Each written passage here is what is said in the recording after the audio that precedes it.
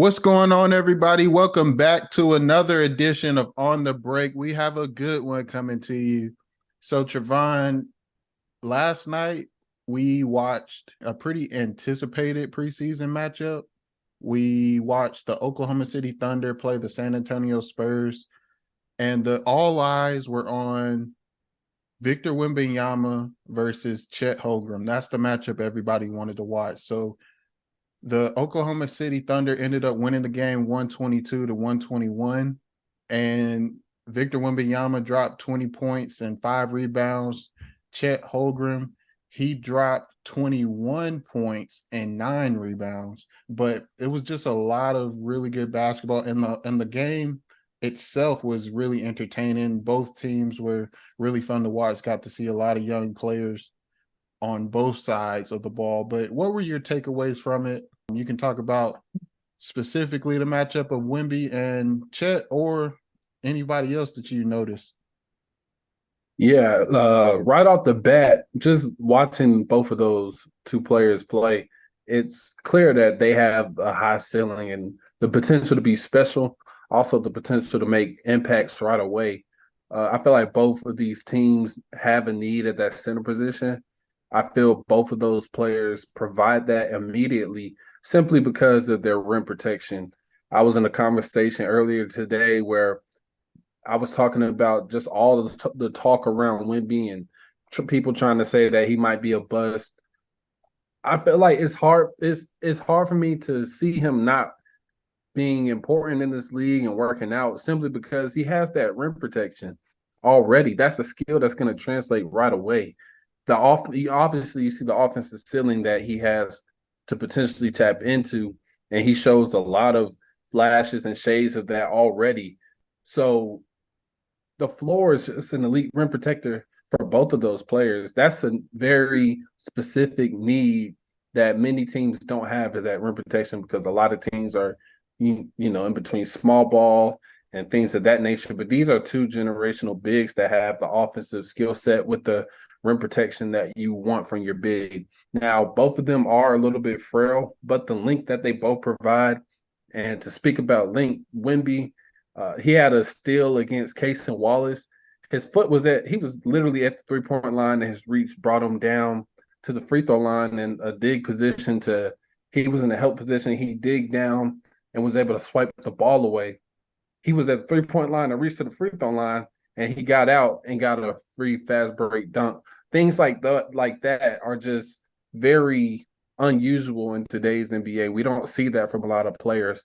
So their ability to contribute defensively is something that's going to stand out. I personally think that Wemby has more of a higher defensive ceiling because we see him guarding those four men. We see him out on the perimeter, like literally starting on perimeter players. He's not starting on centers. He's starting out on perimeter players. He's able to move his feet pretty well. There was a play where he got beat off the dribble. He was literally lost, and he was able to recover and get a block. Things like that. You You talking just about the see, block he had on Jalen Williams? yeah, Jalen Williams crossed him. Wemby literally, his body got turned the opposite way, and before Jalen could get to the basket, Wemby came down and blocked the layup. But it's just things like those. Their defensive instincts and abilities is something that's going to allow them to be in this league for a long time. And Chet, I feel like he is a little bit more offensively polished right now, simply because I feel like he plays more of the type of big man style that we see today from your Jokic's, guys like that, Sabonis, those two players. We see him operate a lot of off of handoffs and doing a lot of reverse screening. He was handling the ball as a pick and roll ball handler. He has great moves. His shot is there also. Both of these players just have a ton of skill set.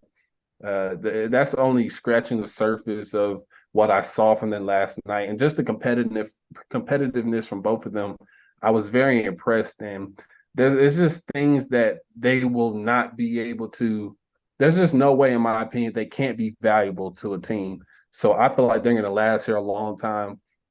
And last night was just a prime display of them both doing that. And I don't think it was only because they were playing each other. I think they'll be able to make similar things happen throughout the NBA season against other veteran bigs Maybe not the same volume or the same exact stats, but you're going to see these type of plays pretty consistently, mainly on the defensive end from both of them. Yeah, I think they will definitely be valuable pieces, not only in the future, but this season. And you just mentioned their defensive abilities and the things that they can do on offense, but they're not going to necessarily put up the kind of numbers that they put up every single night. Obviously, they're young. They're going to learn the game. They're still their bodies are still developing. Chet put on a lot of weight during the offseason. Wemby's looking to continue to get stronger, but maintain his ability to move his feet and things like that.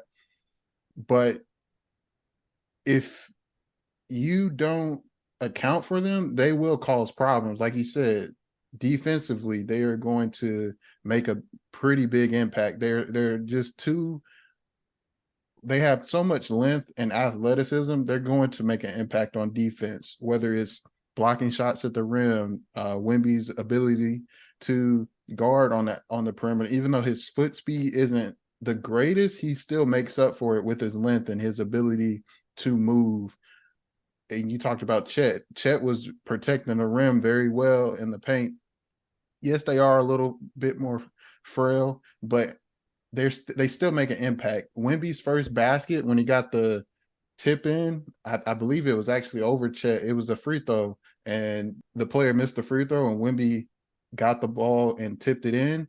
If you don't box Wemby out, or if you don't box Chet out, they're going to make an impact. Offensive rebounds, defensive rebounds, and one thing that really impressed me, of course, everybody's going to talk about Wemby and his ability to score with that scoop layup he had, or those catch and shoot threes coming off of pin downs. Those were amazing, and I'm not downplaying that at all. That's amazing. But what impressed me a lot was actually Chet and the inverted pick and roll, actually being the ball handler in those situations and actually making really good plays out of them, attacking the basket, actually passing the ball, all those things. So I'm really interested to see how that dynamic works once Shea Gilgeous-Alexander gets back. He didn't play in that preseason game, but it was really cool to see Chet work the pick and roll as the ball handler. Both of them can shoot the basketball. I believe they hit like back-to-back threes one time. And it's just they like you said, they provide a need for both of their teams. I think the San Antonio Spurs are actually going to be a little better than what I thought. Now, will they make the playoffs or the play-in? I still don't see that, but I think that they will be better than what I thought. Oklahoma City Thunder, I think they have gotten what they needed from last year. Chet provides a different dynamic to that team. The attention he brings as a role man in the pick and roll, that's also something to take note as well, because there was a play, I believe it was Jalen Williams who was the ball handler in the screen and roll. Chet screening and rolling to the basket took Zach Collins' attention to try and make sure Chet doesn't get a free roll. And it actually provided some space for Jalen Williams to go and make a scoop layup. Actually, I think Zach Collins actually fouled Jalen Williams as well. So it's just that attention to a big that's an actual lob threat or an actual roll threat in that pick and roll. So both of these bigs bring a different dynamic, but they just are really fun to watch, and it's really interesting. Them being a little more frail, I think the Spurs are gonna kind of try and cover that with Zach Collins. They actually play Wemby at the 4 more on the defensive end, allowing Zach Collins to have to deal with all the roll and guarding the screen and all that stuff, taking the pounding down low, while Wemby was just able to be that rim protector and guard, be kind of the safety in a way. So that was pretty cool. But it's a lot of things you can do with those lineups because you get the advantages of playing small ball, but you're really not playing small ball. You have the advantages of both having two basically bigs on the floor, but one of them plays like a guard, and Zach Collins can actually, still shoot from the 3-point line, but still take care of some big man stuff, rim protection, all that good stuff. Yeah, definitely. And we talked about it in the Thunder preview about Chet, just how his presence is going to be a big difference maker for the Thunder, especially with all the young talent that they have. You mentioned Jalen Williams.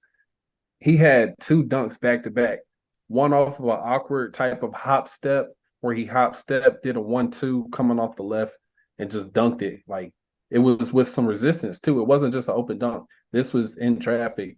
And then coming back down, getting a putback dunk. He's capable of just making those plays, those electrifying plays. And he was pretty, I don't think he was considered a highly projected pick before the draft.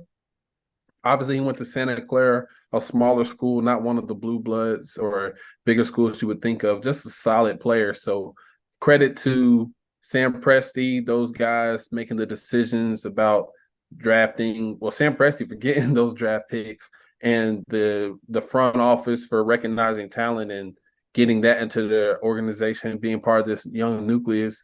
Obviously, Shea didn't play, but Josh Giddey, he's just continuing to do what he's been doing his past 2 seasons and even more. When I looked at one of Chet's plays as a catch and shoot in that right wing, right corner type area, that pass came from Josh Giddey posting up on the right block with the one-handed right pass, just zinging it across the floor like LeBron-esque. And one of the things I noticed about Josh Giddey when I first saw him play was his passes have velocity and accuracy. It's just a lot of pieces that I feel like can grow together. This is more so how the NBA is going to progress. I think you're not really seeing much veterans on these teams where you have rookies come in. You hear players all the time on these podcasts talking about, yeah, such and such, he was my mentor, the OG, that's who I watched. These teams are just going to grow together. And when you draft this way, the right way, especially for a small market team, we've spoken about small market teams. I feel like this is the new way to really get the most out of players when they can just fit in together. Kids are used to playing AAU with friends and people that they know over the years. That's how it was when we grew up. We played with the same people, and you guys just get a chemistry together and just learn the game together and take over. So this team is going to be really good, and Chet is probably the center of it. Just seeing how he played last night opens a lot of new options and opportunities. I think him and Shea are going to play really well off each other. Josh Giddey, I mentioned, Jalen Williams, or they call him J-Dub. Lou Dort will fit in because his defensive ability is something that will be the most value, not necessarily his offense. I think this team will just be great. And with Wemby, same thing. It's going to all start with him. They already have young players, Trey Jones, Keldon Johnson. In the comments, fans wanted to let us know that we didn't cover Devin Vassell as much as we should have, and he had a great year. I went and looked at his stats. He was really balling. So Malachi Brown, people like that, they just have great young talent.